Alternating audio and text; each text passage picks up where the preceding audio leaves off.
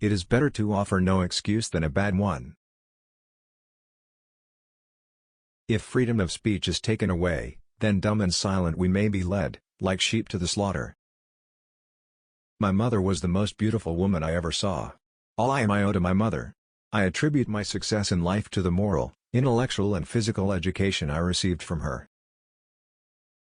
It is better to be alone than in bad company.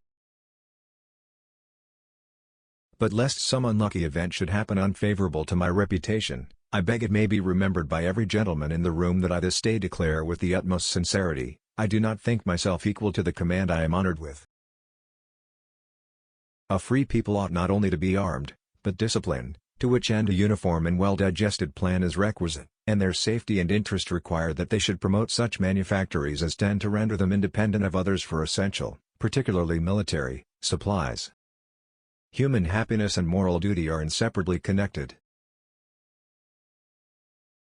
I hope I shall possess firmness and virtue enough to maintain what I consider the most enviable of all titles, the character of an honest man. There is nothing which can better deserve our patronage than the promotion of science and literature. Knowledge is in every country the surest basis of public happiness. Guard against the impostures of pretended patriotism. Labor to keep alive in your breast that little spark of celestial fire called conscience. Perseverance and spirit have done wonders in all ages. A sensible woman can never be happy with a fool. Let us therefore animate and encourage each other, and show the whole world that a freeman, contending for liberty on his own ground, is superior to any slavish mercenary on earth. Happiness depends more upon the internal frame of a person's own mind, than on the externals in the world. The harder the conflict, the greater the triumph. Experience teaches us that it is much easier to prevent an enemy from posting themselves than it is to dislodge them after they have got possession. Worry is the interest high paid by those who borrow trouble.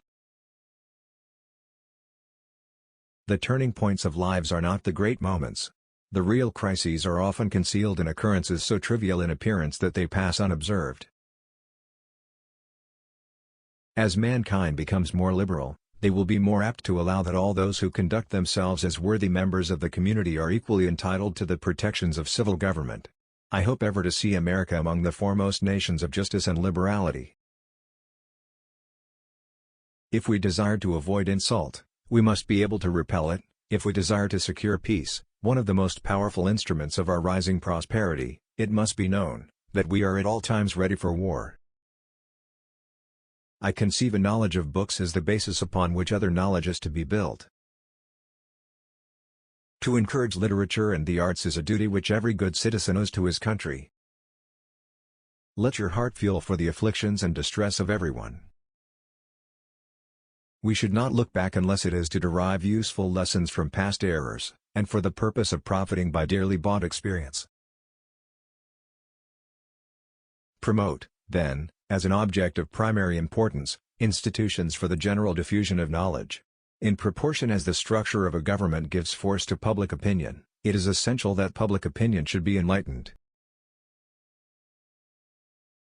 No punishment, in my opinion, is too great, for the man who can build his greatness upon his country's ruin.